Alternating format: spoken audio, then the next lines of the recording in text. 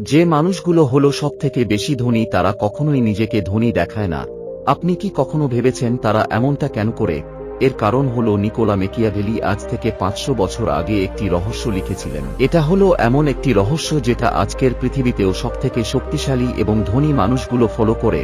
আর আজকের এই ভিডিওতে আমি আপনাদের ওই 9টি নিয়ম বলবো। কিন্তু তার আগে আপনার জন্য একটি প্রশ্ন আছে। আপনি ধনী কেন হতে চান? গভীরভাবে চিন্তা করে দেখুন। কেবলমাত্র কি এই কারণে যে মানুষ আপনাকে সম্মান করবে, নাকি এই কারণে যে আপনি স্বাধীনতা পেতে চান? মেকিয়াভেলি বলেছিলেন, সবথেকে বড় ভুল হলো আমরা অন্যদেরকে নিজের ক্ষমতা দেখাতে চাই। যখন আপনি আপনার ওয়েলথ দেখাবেন তখন আপনি আপনার দুর্বলতাটাও দেখিয়ে ফেলবেন, আর এখান থেকেই শুরু হয় আপনার আসল শিক্ষা। প্রথম নিয়ম, আপনাকে শেয়াল হতে হবে, সিংহ নয়। একটি গল্প শুনুন। ইতালিতে একটি বিজনেসম্যান ছিল যার নাম ছিল জাওয়ানি দে মেডিচি। উনি ফ্লোরেন্সের সবথেকে ধনী মানুষ হয়ে যান, কিন্তু সেটা কেউ জানত না কিভাবে।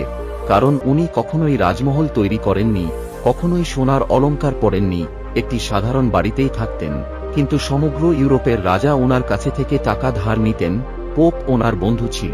প্রতিটা বড় বিজনেসম্যান ওনার মাধ্যমে বিজনেস করতেন। মেকিয়াভেলি লিখেছিলেন, সিংহকে দেখতে পাওয়া যায়, শিয়ালকে নয়। কিন্তু জঙ্গলে রাজত্ব কার থাকে? এটাকে আজকের বাস্তবতায় বোঝার চেষ্টা করুন। যখন আপনি ইনস্টাগ্রামে আপনি আপনার লাক্সারি লাইফের ফটো পোস্ট করবেন তখন আপনি টার্গেট তৈরি হবেন। ইনকাম ট্যাক্স ডিপার্টমেন্ট আপনাকে দেখছে, চোর আপনাকে দেখছে, আপনাকে যারা হিংসা করে তারা আপনাকে দেখছে, আর এরা প্রত্যেকেই আপনাকে নিচে নিয়ে আসার পরিকল্পনা করবে। কিন্তু যখন আপনি চুপ থাকবেন, যখন আপনি নিজেকে লুকিয়ে রাখবেন, তখন আপনি সবথেকে বেশি সুরক্ষিত থাকবেন।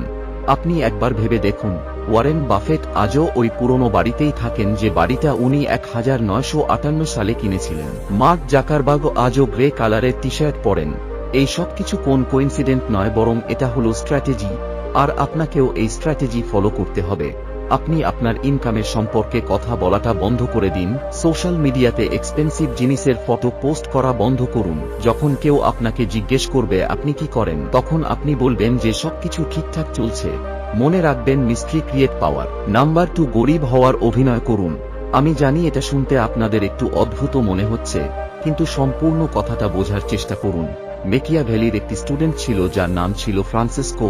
উনি নিজের টেক্সটাইল বিজনেস শুরু করেন, আর প্রথম বছরেই অনেক বেশি প্রফিট রোজগার করেন।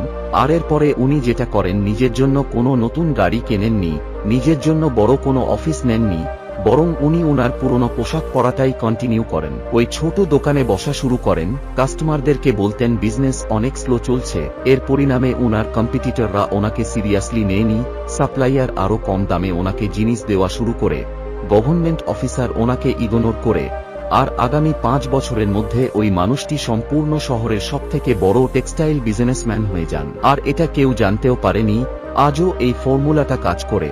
যখন আপনি স্ট্রাগল দেখান তখন মানুষ আপনাকে সাহায্য করতে চায়। অন্যদিকে যখন আপনি মানুষকে সাকসেস দেখাবেন তখন মানুষ আপনাকে নিচে নিয়ে আসার চেষ্টা করবে। আর এটাই হলো মানুষের চরিত্র। মানুষ দুর্বলকে সাহায্য করে কিন্তু শক্তিশালীকে হিংসা করে। আর আপনি মানুষের এই চরিত্রটাকে ব্যবহার করুন। আপনি যখনই কোনো মিটিং এর মধ্যে যাবেন সেখানে বলুন, মার্কেট এখন অনেক বেশি কঠিন হয়ে গেছে। যখন আপনি প্রাইস নেগোসিয়েশন করবেন তখন বলবেন আমার বাজেট কম আছে, কিন্তু ভিতরে ভিতরে চুপচাপ আপনার ওয়েলথ ক্রিয়েট করুন। 3 নম্বর নিয়ম, শত্রু তৈরি করবেন না, কেবলমাত্র ব্যবহার করুন। একটি কটু সত্য কথা, আপনার সবথেকে বড় শত্রুকে মানুষটা আপনার সম্পর্কে জানে। মেকিয়াভেলি দেখেছিলেন যে বিজনেসম্যান নিজের ওয়েলথকে শো করে ওনার সবথেকে কাছের মানুষগুলোই ওই বিজনেসম্যানকে ধ্বংস করে দেয়। পার্টনার ধোঁকা দিয়ে দেয়, এমপ্লয়ি সিক্রেট বিক্রি করে দেয়, ফ্রেন্ড কম্পিটিটর তৈরি হয়ে যায়। এই কারণেই উনি আমাদের একটি ফর্মুলা দেন, if your friend close but your information closer. চলুন এটাকে একটি মডার্ন এক্সাম্পলের মাধ্যমে বোঝার চেষ্টা করুন। একটি স্টার্টআপ ফাউন্ডার ছিল মুম্বাইতে। ওই কোম্পানির ভ্যালুয়েশন 100 কোটি টাকাতে পৌঁছে যায়। এরপরে উনি সেলিব্রেশন পার্টি রাখেন, সবাইকে ওনার কোম্পানির সম্পর্কে বলেন, কতটা রেভিনিউ তৈরি করেছেন, ফিউচার প্ল্যান কি, আর আগামী 6 মাসে কি হয়। ওনার জেনারেল ম্যানেজার রিজাইন করে দিয়ে কম্পিটিটরের কোম্পানিতে জয়েন করে নেয়। মার্কেটিং ম্যানেজার একই স্ট্র্যাটেজি ব্যবহার করে নিজের নতুন কোম্পানি শুরু করে। এরপরে ইনভেস্টর প্রেসার দেওয়া শুরু করে, আর ধীরে ধীরে কোম্পানি বন্ধ হয়ে যায়। যখন আপনাকে দেখতে দুর্বল মনে হবে তখন মানুষ আপনাকে আন্ডার এস্টিমেট করবে। আর এটা হলো আপনার সবথেকে বড় হাতিয়ার। তাই সঞ্জু বলেছিলেন যখন আপনি স্ট্রং হবেন তখন আপনি নিজেকে উইক দেখাবেন, আর যখন আপনি উইক হবেন তখন আপনি নিজেকে স্ট্রং দেখাবেন। কিন্তু মেকিলি বলেছিলেন যে সব সময় নিজেকে দুর্বল দেখান, আপনার স্ট্রং হওয়ার খবর যেন মানুষ তখন জানতে পারে যখন আপনাকে কেউ আর দুর্বল করতে পারবে না। 4 নম্বর নিয়ম, ছায়ার পিছনে সাম্রাজ্য তৈরি করুন। আসল পাওয়ার কি যেটা দেখা যায় না কিন্তু সব জায়গাতে থাকে। যে মানুষ ইনস্টাগ্রাম মিলিয়ন ফলোয়ার রাখে সে পাওয়ারফুল নয়, বরং যে ওই ইনফ্লুয়েন্সারকে স্পন্সর করে ওই মানুষটাই হলো পাওয়ারফুল। প্র্যাকটিক্যাল স্ট্র্যাটেজি, আপনি আপনার জন্য মাল্টিপল ইনকাম স্ট্রিম তৈরি করুন। আর মানুষকে আপনি কেবলমাত্র আপনার একটা ইনকাম স্ট্রিম সম্পর্কে বলুন। আপনি কনসাল্টিং করেন, ঠিক আছে, আপনি রিয়েল এস্টেটে ইনভেস্ট করেন, গোপন করে রাখুন। অনলাইনে বিজনেস করেন, কাউকে বলার দরকার নেই। যখন মানুষ আপনাকে জিজ্ঞেস করবে আপনি কি করেন, তখন আপনি আপনার সবথেকে ছোট কাজটা সম্পর্কে বলুন, যেমন জব করি অথবা আমার ছোট একটি বিজনেস আছে। আপনি কানেকশন তৈরি করুন, কিন্তু সেটা ওপেনলি করবেন না। ওই সিএর সঙ্গে বন্ধুত্ব করুন যারা চুপচাপ কাজ করে। আপনি ওই লয়ারের সঙ্গে বন্ধুত্ব করুন যে ব্যাকগ্রাউন্ডে কাজ করে। ওই ব্যাংকারের সঙ্গে রিলেশন তৈরি করুন যে স্পটলাইট থেকে দূরে থাকে। 5 নম্বর নিয়ম, ধৈর্য সবথেকে বড় হাতিয়ার। কুইক স্কিম কাজ করে না। মেকিয়াভেলি 20 বছর পলিটিক্স অবজার্ভ করেছেন, আর উনি বলেন যা খুব দ্রুত গ্রো করে সেটা খুব দ্রুত ডাউন হয়ে যায়। চলুন একটা মডার্ন স্টোরি বলি। 2017 সালে বিটকয়েনের বোম আসে।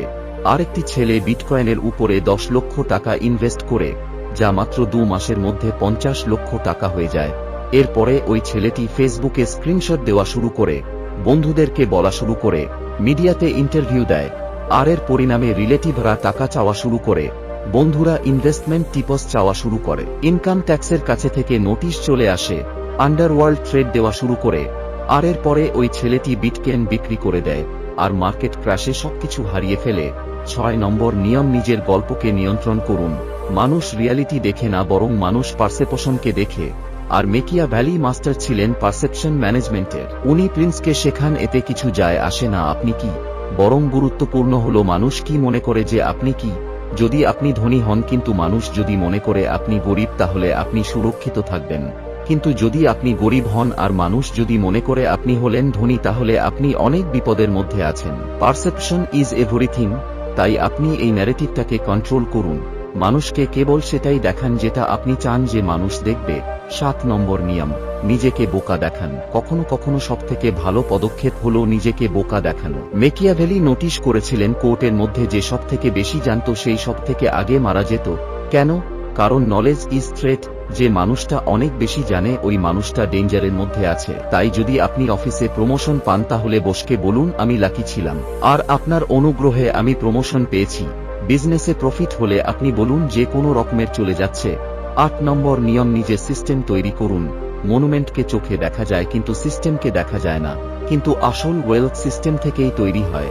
মেকিয়াভেলি অবজার্ভ করেছিলেন যে ফ্যামিলিগুলো তাদের প্যালেস তৈরি করেছে, ওই ফ্যামিলিগুলো 2 থেকে 3 জেনারেশনের মধ্যেই গরিব হয়ে গেছে। কিন্তু যে ফ্যামিলিগুলো ট্রেড রুট কন্ট্রোল করেছে ওই ফ্যামিলিগুলো আজও পাওয়ারফুল হয়ে আছে। ফেরারি কেনাটা হলো মনুমেন্ট তৈরি করার মতো, কিন্তু ডিভিডেন্ড পোর্টফোলিও তৈরি করাটা সিস্টেম তৈরি করা। রোলেক্সের ঘড়ি হাতে দেওয়াটা হলো মনুমেন্ট, কিন্তু প্যাসিভ ইনকামের স্ট্রেন তৈরি করা হলো সিস্টেম। বড় বাড়ি তৈরি করাটা হলো মনুমেন্ট, কিন্তু মাল্টিপল রেন্টাল প্রপার্টি নেওয়া এটাই হলো সিস্টেম। 9 নম্বর নিয়ম, নিজেকে সাধারণ মানুষ দেখান। মেকিয়াভেলির ফাইনাল লেসন, সবথেকে ধনী মানুষগুলো নিজেকে নরমাল, এভারেজ, আনরিমার্কেবল দেখায়। এরা ভিড়ের মধ্যে দাঁড়িয়ে থাকে, পাবলিক ট্রান্সপোর্ট ব্যবহার করে, এরা স্ট্রিট ফুড খায়। কারণ যখন আপনি নিজেকে স্পেশাল দেখাবেন তখন আপনি টার্গেট তৈরি হবেন, কিন্তু যখন আপনি নিজেকে নরমাল দেখাবেন তখন আপনি ইনভিজিবল হয়ে যাবেন। আইকেয়ার ফাউন্ডার, উনার নেটওয়ার্থ ছিল $58 বিলিয়ন, আর উনি কিভাবে জীবনযাপন করতেন? ইকোনমি ক্লাসে ট্রাভেল করতেন, 15 বছরের পুরনো ভলভো চালাতেন, ডিসকাউন্ট কুপন ব্যবহার করতেন।